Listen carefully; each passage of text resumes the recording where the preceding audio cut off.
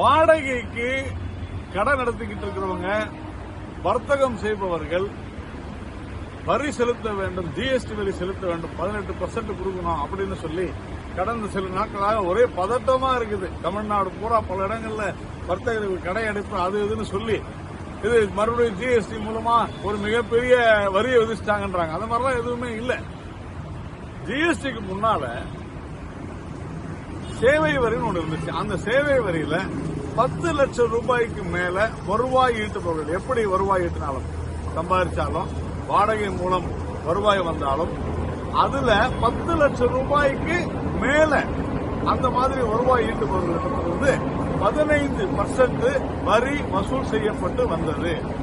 ஜிஎஸ்டியில அந்த உச்சவரம்பு 10 லட்சம் ரூபாயிலிருந்து 20 லட்சம் ஆச்சு. 20 லட்சம் ரூபாய்க்கு மேல, உதாரணத்துக்கு இப்போ நானு ஒரு 20 லட்சம் ரூபாய்க்கு மேல என்னுடைய சொத்துக்கள் இருந்து வர்த்தக ரீதியா, நான் வீட்டுக்கு வாடகை கொடுக்கலாம், பிரச்சனை இல்லை, வர்த்தக ரீதியா நானு கடை வைக்கிறதுக்கோ அலுவலகத்துக்கோ நாம வாடகைக்கு விட்டு 20 லட்சம் ரூபாய்க்கு மேல நாம வசூல் பண்ணோம்னா, அந்த 20 லட்சம் ரூபாய்க்கு மேல எவ்வளவு வருதோ அதுல 18% வசூல் செய்ய வேண்டும், ஜிஎஸ்டி விதிக்க வேண்டும் என்று இந்த சட்டம் சொல்கிறது. நீதிமன்றம், உச்சநீதிமன்றம் உறுதிப்படுத்தியிருக்கிறது. சரி, இப்போ நான் 20 லட்சம் ரூபாய்க்கு மேல கடையிலிருந்து வசூல் பண்ண, கடை வாடகை மூலமாக நான் வருவாய் ஈட்டுகிறேன் என்று சொன்னால், நான் அதை எடுத்துக்கொண்டு என்னுடைய மற்ற ஜிஎஸ்டி நான் பே பண்ணதிலிருந்து, நான் கொடுத்ததிலிருந்து ரிவர்ஸ் சார்ஜ் மெக்கானிசம் RCM என்கிற அடிப்படையில்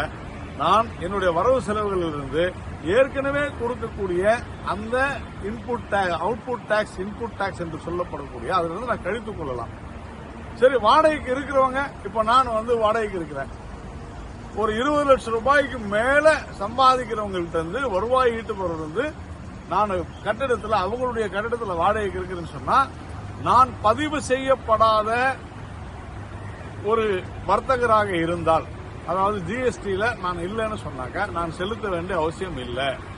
ஒருவேளை நான் ஜிஎஸ்டியில பதிவு செய்யப்பட்ட ஒரு வர்த்தகராக இருந்தால், நான் அந்த 1800 ரூபாவை கொடுத்துட்டு அதை என்னுடைய வரவு செலவுகளிலிருந்து நான் என்னுடைய டிரான்சாக்சன், அந்த ஜிஎஸ்டி வரியில இதே ரிவர்ஸ் சார்ஜ் மெக்கானிசம் என்கிற அடிப்படையில் அந்த 1800 ரூபாயை நான் அட்ஜஸ்ட் செய்து கொள்ளலாம்.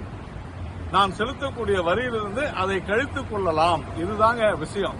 இது எதற்காக சொல்லப்பட்டது அப்படின்னு சொன்னா, அதிக அளவுல மிகப்பெரிய சொத்துக்காரர்கள் பெரிய அளவுல வருவாய் ஈட்டுபவர்களுக்காக கொண்டு வரப்பட்டிருக்கக்கூடிய திட்டம் இது. இது சாதாரண வர்த்தகர்களை, வணிகர்களை, ஏன் வாடகைக்கு இருக்கக்கூடிய யாருக்குமே இதனால எந்த நஷ்டமும் கிடையாது.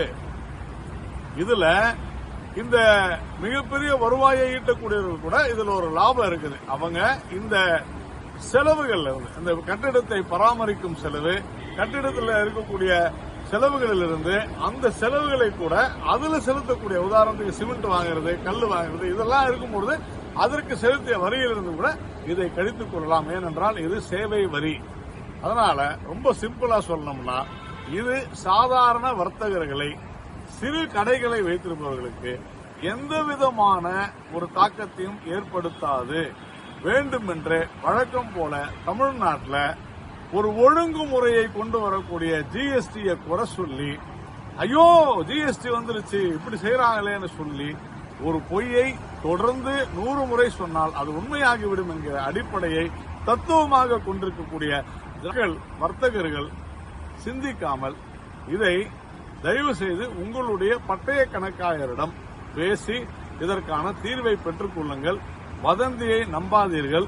20 லட்சம் ரூபாய்க்கு மேல வருவாய் ஈட்டக்கூடிய கட்டிடங்கள்ல அந்த